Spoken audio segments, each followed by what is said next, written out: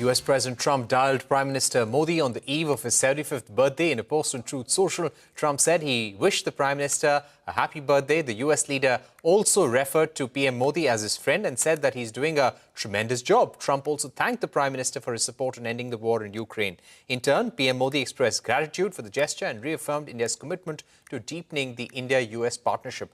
He said on X that India supported President Trump's initiatives towards a peaceful resolution of the Ukraine conflict. This is the first conversation between both leaders since the US imposed 50% tariffs on India. Joining me now is Mukesh Aghi, President of the US-India Strategic Partnership Forum. Thank you very much, Mr. Aghi, for being with us. How do you think this finally came about? The call that everyone was wanting, the call between President Trump and Prime Minister Modi? Well, you have to understand that the temperature was too high for them to resolve the issue of tariff, especially the 50% tariff. And this was an occasion where the president reached out to the prime minister, and there was a lot of effort behind the scene as to should it be a tweet, should it be a call. And since the president was traveling to UK, he put a call to the prime minister and wished him a very happy 75th birthday.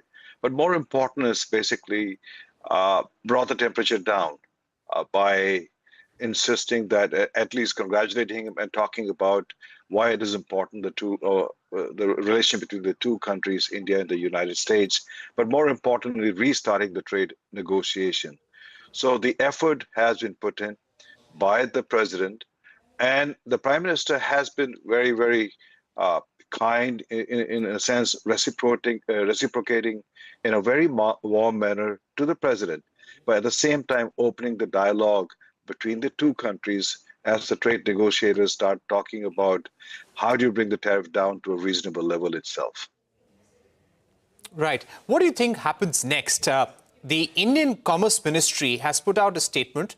And in fact, the good thing is that both sides, both the US Embassy and the Ministry of Commerce, have called it a positive negotiations. Now, the Indian side has said that efforts will now be made to intensify negotiations and reach an early, mutually acceptable trade deal.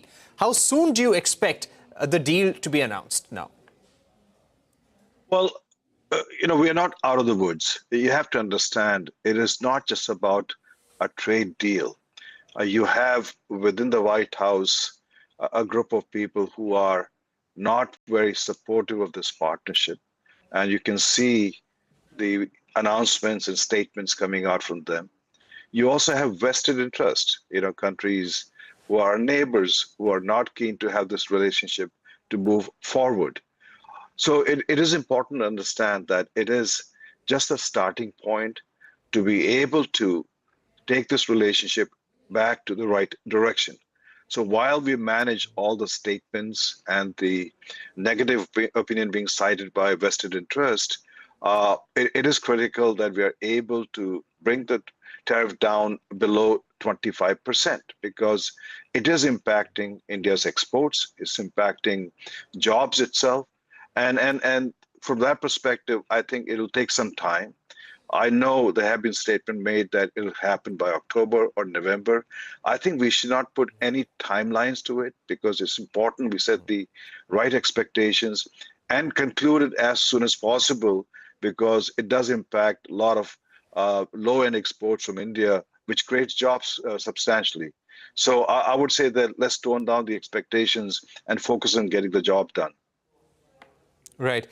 We also saw both leaders speaking about the Ukraine war, which I found was very significant.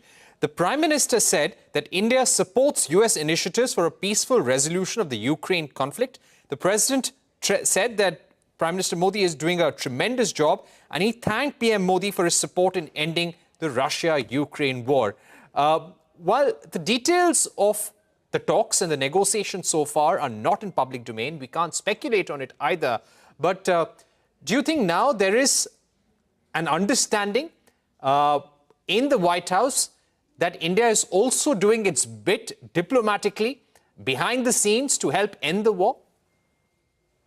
Well, if you recall, almost 2 years ago, the Prime Minister did make a statement to President Putin by saying that this is not an era of war. So the position of India was always a peaceful resolution.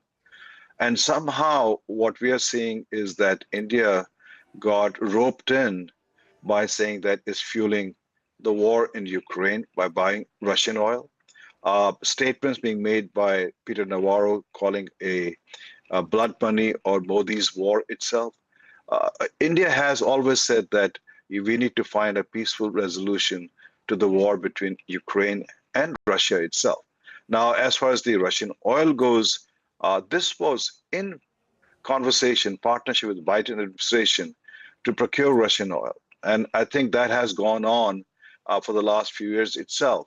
It has brought the oil prices to much more stable. It has given space to the European to basically procure from Middle East oil for their own consumption itself. So I think the Russian oil was an excuse to go after India by vested interest. And I believe now, as far as we're concerned, that the partnership, at least the discussions, are back on track. And we're hopeful that they can conclude it at the earliest time, because as I said, and I keep on emphasizing, every day that goes by, there are a lot of people who are getting impacted on their jobs and orders from the United States. And we have to keep that in mind, that job creation and job saving is critical once we conclude this trade deal between the two countries. All right, Mr. Mukesh Aghi, thank you so much for joining us. It's always a pleasure having you here on CNBC TV18, speaking about complex negotiations between India and the US. With that, it's a wrap on this edition of News Center. Thank you for watching. Goodbye.